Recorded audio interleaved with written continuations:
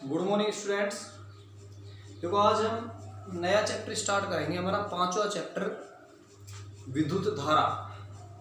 क्यों इलेक्ट्रोस्टैटिक्स हमारा स्थिर विद्युत की चारों चैप्टर हम कर चुके हैं और जो सेकंड यूनिट आती है करंट इलेक्ट्रिसिटी, तो उसमें दो चैप्टर आते हैं हमारे, 5वां और 6वां, विद्युत धारा और विद्युत परिपथ, जिसमें हम 5वां चैप्टर विद्युत धारा आज स्टार्ट करेंगे। ये जो दोनों चैप्टर है सेकंड यूनिट है हमारी 5वां और 6वां, ये दोनों चैप्टर 5 नंबर के आते हैं हमारे बोर्ड के एग्जाम में। इस चीज का ध्यान रखना है, 5वां और 6वां चैप्टर है वो 5 नंबर के आते हैं। अगर हम बात करें विद्युत धारा की, तो सबसे पहले हम विद्युत धारा के बारे में देखेंगे। विद्युत धारा होती क्या है, क्या इसकी विमा रहती है, क्या इसका मात्रक रहता है, कैसे इसके न्यूमेरिकल क्वेश्चंस आते हैं। तो इसकी हम परिभाषा की बात करें तो देखो, विद्युत धारा सिंपल सा हम जानते हैं कि आवेश प्रवाह की दर क्या कहलाती है, धारा। हम सबने बचपन से परिभाषा पढ़ी है कि आवेश प्रवाह की दर क्या कहलाती है, विद्युत धारा, यानी आवेश अपॉन समय विद्युत धारा को प्रमोट करता है। लेकिन यदि हम इसको अच्छी तरह से पढ़ें, डिटेल में पढ़ें, तो केवल आवेश प्रवाह की दर विद्युत धारा नहीं होती। इसमें आवेश हमें नेट आवेश लेना होता है, नेट आवेश। ये इंपॉर्टेंट शब्द है यहाँ पे कि हमें आवेश जो लेना है वो नेट आवेश लेना है।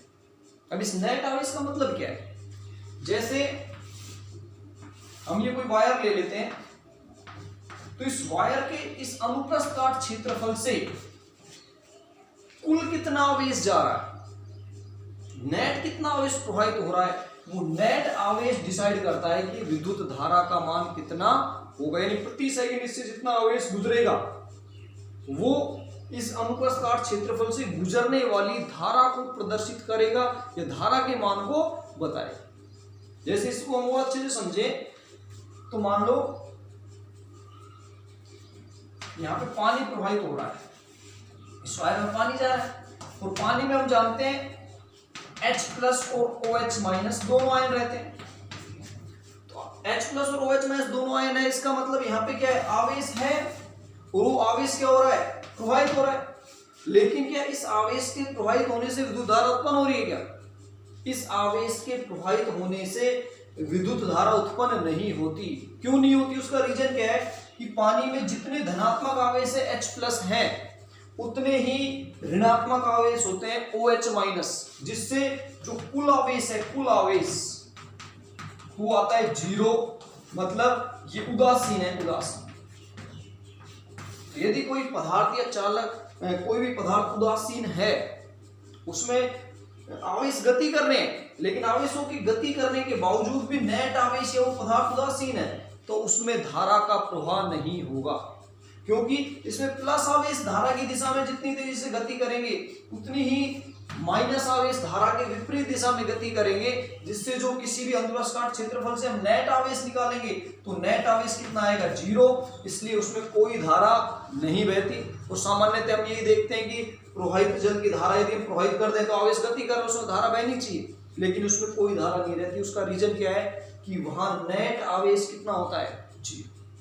हमें एक चीज समझनी है कि सिंपल जो हम डेफिनेशंस बोलते थे कि आवेश प्रवाह की दर विद्युत धारा कहलाती है, अब हमें उसे थोड़ा सा चेंज करना है कि किसी भी अनुप्रस्थ काट क्षेत्रफल से एकांक समय में प्रवाहित नेट आवेश की मात्रा क्या कहलाएगी, विद्युत धारा।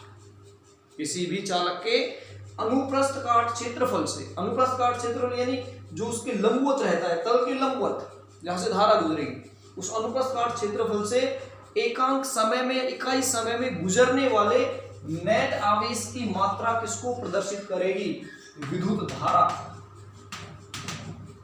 करंट को प्रदर्शित करेगी, I। ठीक, तो ये इसकी परिभाषा की बात होगी, जिसमें इंपॉर्टेंट शब्द में पता चला नेट आवेश क्या। सामान्यतः हम देखते हैं जो विद्युत धारा को हम I से प्रदर्शित करते हैं, किससे प्रदर्शित करते हैं, कैपिटल I से। तो यदि हम मान ले कि किसी चालक में डेल्टा Q आवेश डेल्टा T समय में प्रवाहित होता है, यानी डेल्टा Q आवेश की मात्रा डेल्टा T समय में प्रवाहित हो रही है, तो इस चालक के लिए देखो एवरेज धारा निकालेंगे। प्रारंभ में एवरेज धारा होगी delta Q upon delta T, ये इसकी औसत धारा का मान है। कि डेल्टा क्यू आवेश डेल्टा टी समय में यदि किसी चालक के अनुप्रस्थ काट क्षेत्रफल से प्रभावित होता है तो वहां हमारा धारा आ जाएगी आई एवरेज बराबर delta Q upon delta T. इसके बाद में यदि हम समय अंतराल बहुत कम ले रहे, डेल्टा टी टेंड्स टू 0, या फिर हम बोले कि आवेश का मान परिवर्तनशील है, परिवर्तनशील यानी आवेश समय के साथ लगातार बदल रहा है, आवेश की दर नियत नहीं हो, तो उस कंडीशन में हम क्या करते हैं, आई बराबर लिखते हैं, लिमिट लगा देते हैं, limit delta T tends to 0, यानी जो समय अंतराल है वो हम बहुत कम लेंगे, delta Q upon delta T. या फिर इसको लिखने का दूसरा तरीका है आई बराबर D Q upon D T. ये किसी अल्प समय अंतराल के लिए धारा का फॉर्मूला आ जाएगा। यदि अल्प समय अंतराल में धारा प्रवाहित हो रही है तो वहां पे आई बराबर D Q upon D T, और यदि एवरेज हमें धारा निकालनी है तो आई एवरेज बराबर डेल्टा क्यू अपॉन डेल्टा। तो ये धारा के यहां से हमारे पास दो फॉर्मूले आ जाते हैं। इसके अलावा भी यदि वेरिएबल आ रहा है तो अवकलन करके हम आसानी से एक न्यूमेरिकल देखेंगे, उससे हम आसानी से धारा का मान ज्ञात कर सकते हैं। ठीक है, तो देखो विद्युत धारा हम सब जानते हैं, इसके मात्रक और विमा की यदि हम बात करें तो धारा का जो मात्रक रहता है, मात्रक वो हम यूज करते हैं एम्पियर।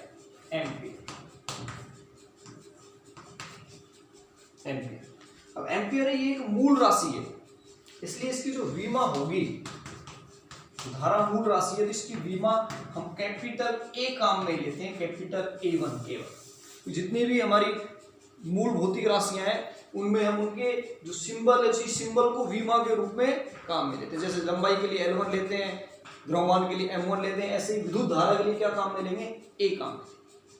जिसके मात्रक की बात होगी, इसकी विमा की बात होगी। मात्रक यदि इसके फॉर्मूले से हम देखते हैं तो भी आई बराबर था delta Q upon delta T. तो इसको स्टूडेंट आवेश के लिए कूलोम और समय के लिए सेकेंड, यानी यदि हम धारा को प्रभावित करना चाहें, एक एम्पियर को डिफाइन करना चाहें, एक एम्पियर को, तो उसको बोल देते हैं एक कूलोम बटे एक सेकेंड। यहां से हम इसकी एक सिंपल डेफिनेशन दे सकते हैं। यदि इसकी सिंपल डेफिनेशन की बात करें तो हम कह सकते हैं कि किसी भी चालक के अनुप्रस्थ काट क्षेत्रफल से एक सेकंड में यदि एक कूलोम आवेश प्रवाहित हो, एक सेकंड में यदि एक कूलोम आवेश प्रवाहित हो तो वहां धारा की मात्रा कितनी होगी, 1 एम्पियर। कितनी आएगी, 1 एम्पियर। लेकिन ये परिभाषा आप काम में नहीं लेते, क्योंकि अभी हम आगे देखेंगे जो धारा की अंतरराष्ट्रीय परिभाषा है वो ही हम काम में लेते हैं, उसकी भी हम बात करेंगे। देखो एक हम बात करें कि धारा है जो अदिश राशि है, धारा एक अदिश राशि है। अब देखो धारा को यदि हम अदिश राशि माने, क्यों, यहाँ आवेश भी अदिश है, समय भी अदिश है, तो धारा को अदिश मान लिया। लेकिन हम धारा की दिशा की बात करते हैं हमेशा।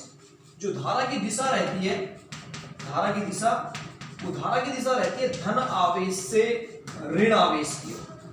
हमेशा जब भी हम धारा की दिशा की बात करते हैं तो धारा की दिशा आप लेते हैं धन आवेश से ऋण आवेश की। और इसका मतलब यदि हम धारा की दिशा की बात कर रहे हैं तो फिर धारा अदिश राशि कैसे, भाई धारा में तो दिशा है, और यदि धारा में दिशा है तो फिर ये अदिश राशि नहीं होनी चाहिए।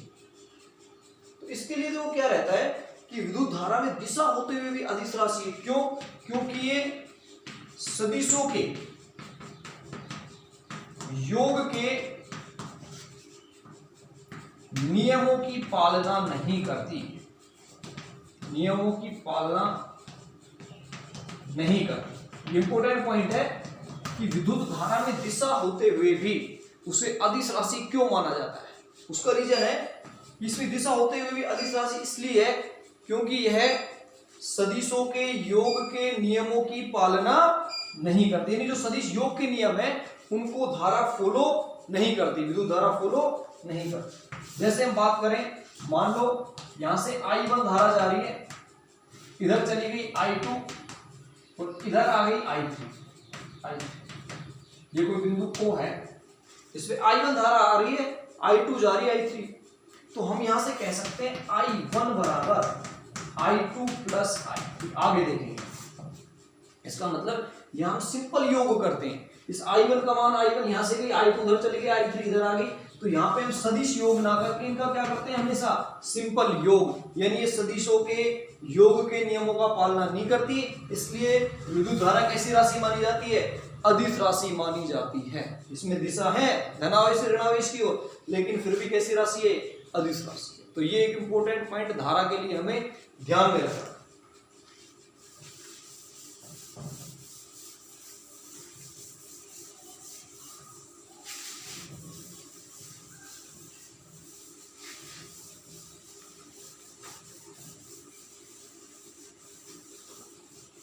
तो इसके लिए हम बात करें, जैसे कोई भी चालक पदार्थ है चालक, तो इन चालक पदार्थों में जो विद्युत धारा है वो किसकी वजह से बहती है, मुक्त इलेक्ट्रॉनों की वजह से, मुक्त इलेक्ट्रॉन धारा का कारण है। ऐसे ही विद्युत अपघट्य पदार्थों में यदि हम बात करें, विद्युत अपघट्य,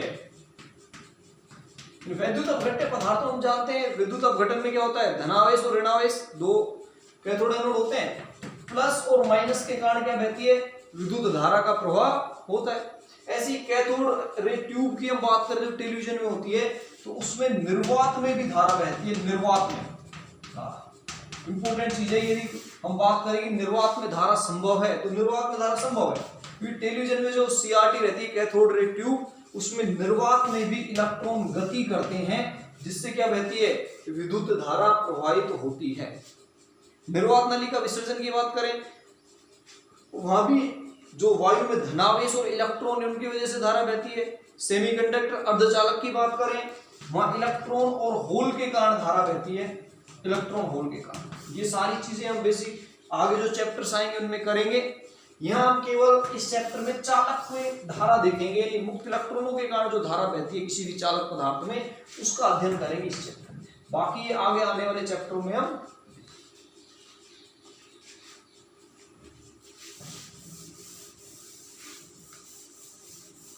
इसमें एक चीज और आती है धारा के लिए कि जो विद्युत धारा है वो विद्युत धारा चालक के अनुप्रस्थ काट क्षेत्रफल पर निर्भर नहीं करती। जैसे हम कोई चालक मान लें, उसका साइज ऐसे है,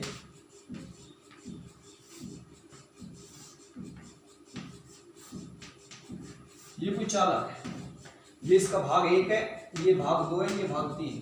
यहां हम धारा मान लेते हैं I1 है, यहां धारा मान लेते हैं I2 है, और यहां धारा मान लेते हैं I3 है।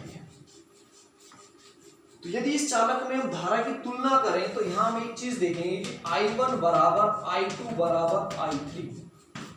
इसका मतलब किसी भी चालक में जो धारा है वो उस चालक पदार्थ के अनुप्रस्थ काट क्षेत्रफल पर निर्भर नहीं करती। यदि यहां से I1 धारा जा रही है, यहाँ I2 I3, तो तीनों इक्वल होंगी, I1 बराबर I2 बराबर I3, यानी धारा जो किसी भी चालक के अनुप्रस्थ काट क्षेत्रफल पर निर्भर नहीं करती है। ये इसका इंपॉर्टेंट पॉइंट है। अब इसमें यदि हम देखें कि क्वेश्चंस धारा के कैसे कैसे आते हैं, तो देखो तो छोटे छोटे क्वेश्चंस हैं वो हम यहाँ डिस्कस कर लेते हैं। जैसे बात करें, मान लो कोई इलेक्ट्रॉन है, कोई इलेक्ट्रॉन वो एक वृत्ताकार पथ पे प्रति सेकेंड 6 × 10⁻12 चक्कर लगा रहा है, चक्कर प्रति सेकंड। यानी एक इलेक्ट्रॉन है वो एक वृत्ताकार पथ पर 6 × 10⁻12 चक्कर प्रति सेकंड लगा रहा है, तो इस वृत्ताकार पथ में प्रवाहित धारा कितनी होगी ये पूछ लिया जाए आपसे।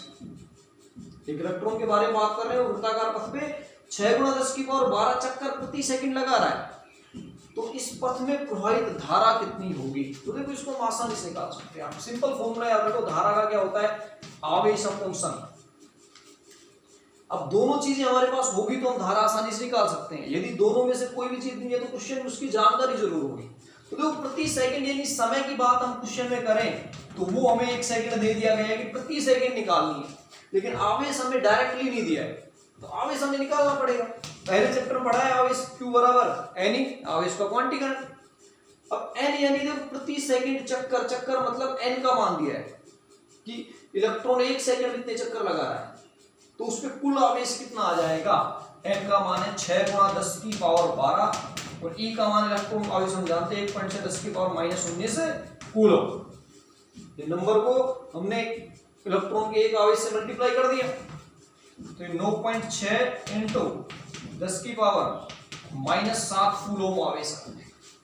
अब आपको धारा निकालनी है, तो धारा I बराबर Q का मान है 9.6 इंटू 10 की पावर -7, तो 1 सेकंड के लिए तो यह आ जाएगा 9.6 इंटू 10 की पावर -7 एम्पियर। ये धारा का माना जाता है। तो हमें केवल जब भी धारा पूछी जाए तो ध्यान रखना है कि आवेश और समय में कौन सा मान दे रखा है, कौन सा मान हमें निकालना है। इसके अलावा दूसरे प्रकार का क्वेश्चन कैसा हो सकता है,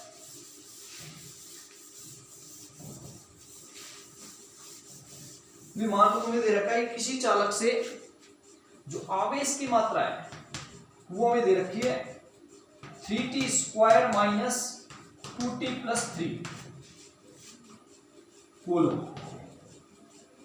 आवेश समय पे निर्भर कर रहा है और वो है 3t² - 2t + 3 के अकॉर्डिंग आवेश प्रवाहित हो रहा है। तो 2 सेकंड पर हमें धारा बतानी है कितनी होगी, 2 सेकंड में उस चालक से कितनी धारा प्रवाहित होगी।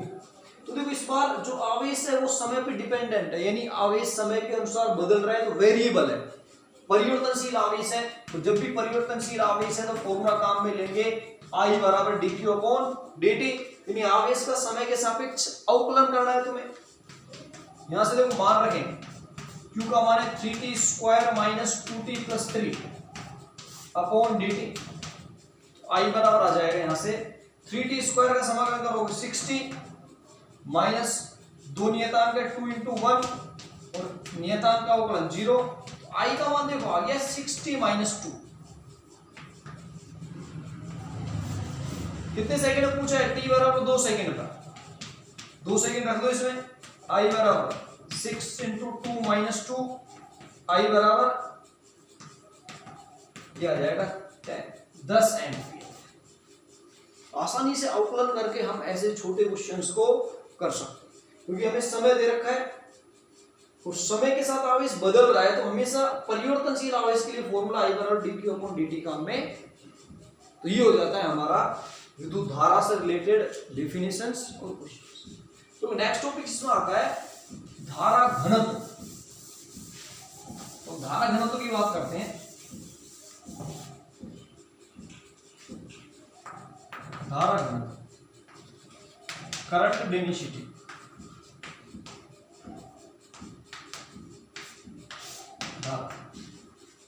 तो देखो घनत्व की हम बात करें तो ये सिंपल सा हो जाएगा कि किसी भी चालक के एकांक अनुप्रस्थ काट क्षेत्रफल से गुजरने वाली धारा, किसी भी चालक के एकांक अनुप्रस्थ काट क्षेत्रफल से गुजरने वाली धारा क्या कहलाएगी, धारा घनत्व। यानी धारा घनत्व बराबर आ जाएगा, धारा घनत्व बराबर धारा अपॉन क्षेत्रफल। सिंपल इसकी बात, एकांक क्षेत्रफल से गुजरने वाली धारा क्या कहलाएगी, धारा घनत्व। इससे ये सदिश राशि है, धारा घनत्व कैसी राशि है, सदिश राशि, सदिश राशि। इसे जे से प्रदर्शित करते हैं, सदिश जे। ठीक, तो यदि हम मान लें कि जो I धारा है वो किसी S क्षेत्रफल से जा रही है, I धारा किसी S क्षेत्रफल से, या फिर डेल्टा I धारा डेल्टा S क्षेत्रफल से जा रही है, तो वहां पे धारा घनत्व हम क्या लिखेंगे, देखो J बराबर हम लिखेंगे डेल्टा I/डेल्टा S। ये हो जाता है धारा घनत्व का। अब ये तो एक बड़े क्षेत्रफल के लिए, जैसे हम ये माने ये एक बड़ा क्षेत्रफल है, इससे धारा गुजर रही है, धारा का मान हमने डेल्टा I ले लिया और क्षेत्रफल ले लिया डेल्टा S, तो I आ जाएगा ये J एवरेज, इसको हम ले सकते हैं औसत, डेल्टा I/डेल्टा S। अब यदि डेल्टा S टेंड्स टू 0 हो, डेल्टा S टेंड्स टू 0, इसका मतलब क्षेत्रफल हम बहुत अल्प लेंगे तो उससे धारा भी क्या जाएगी, बहुत अल्प। तो इसी फॉर्मूले को हम लिख सकते हैं J बराबर लिमिट लगा के, limit delta S tends to 0 delta I/डेल्टा S। तो सेम उसी की तरह I बराबर J बराबर DI/ds। ये किसी अल्प क्षेत्रफल के लिए किसका मान आ जाएगा, धारा घनत्व का मान आ जाएगा। इसके अलावा देखो धारा घनत्व में एक तीसरी कंडीशन और आती है,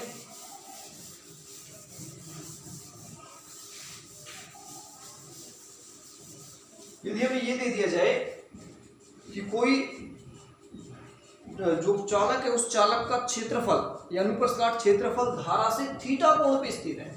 जैसे मान लेते हैं ये विद्युत धारा ऐसे जा रही है आई, विद्युत धारा, और एक क्षेत्रफल सदिश है वो धारा से ऐसे है ds, और ये यहाँ से थीटा कोण बना रहा है विद्युत धारा की दिशा से। ये धारा की दिशा है आई, इधर s की दिशा है, दोनों के बीच में थीटा कोण है।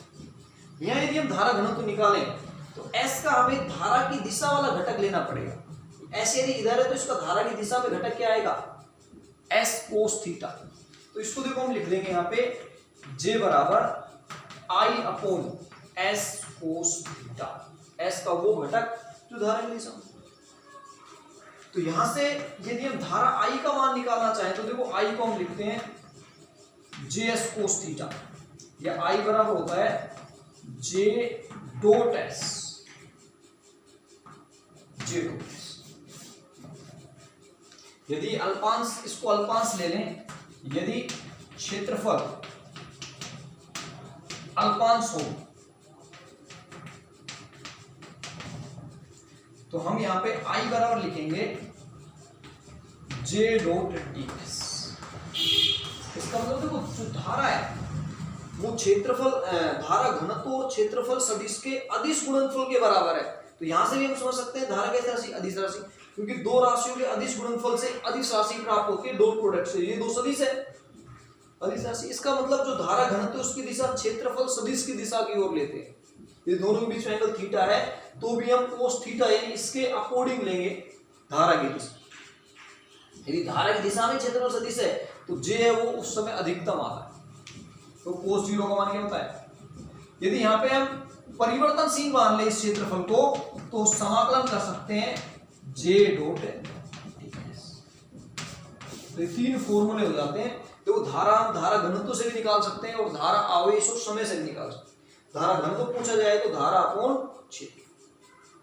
इसके मात्रा और विभव की बात करें तो देखो मात्रा क्या आएगा भाई, धारा अपॉन क्षेत्रफल, धारा एम्पियर में, क्षेत्रफल मीटर स्क्वायर में, तो इसका ऐसा ही मात्रा हो जाएगा ampere upon metre square, ampere upon metre square. इसकी विमा की बात करें, धारा घनत्व की विमा एम्पियर के लिए A1 और मीटर स्क्वायर के लिए L2 लंबाई है। इसको ऊपर लेके जाए तो ये जाएगा m0 L-2 T0 और A1। इस प्रकार से हम धारा घनत्व की विमा लिख सकते हैं। अब जो धारा घनत्व है देखो यह क्षेत्रफल आ रहा है, इसका मतलब जो धारा घनत्व है वो क्षेत्रफल पे निर्भर करेगा। अनुप्रस्थ काट क्षेत्रफल पे जो धारा घनत्व है वो निर्भर करेगा, लेकिन विद्युत धारा है जो अनुप्रस्थ काट क्षेत्रफल पर निर्भर नहीं। तो हमारे दो टॉपिक हो जाते हैं, नेक्स्ट टॉपिक कल करेंगे। Thank you.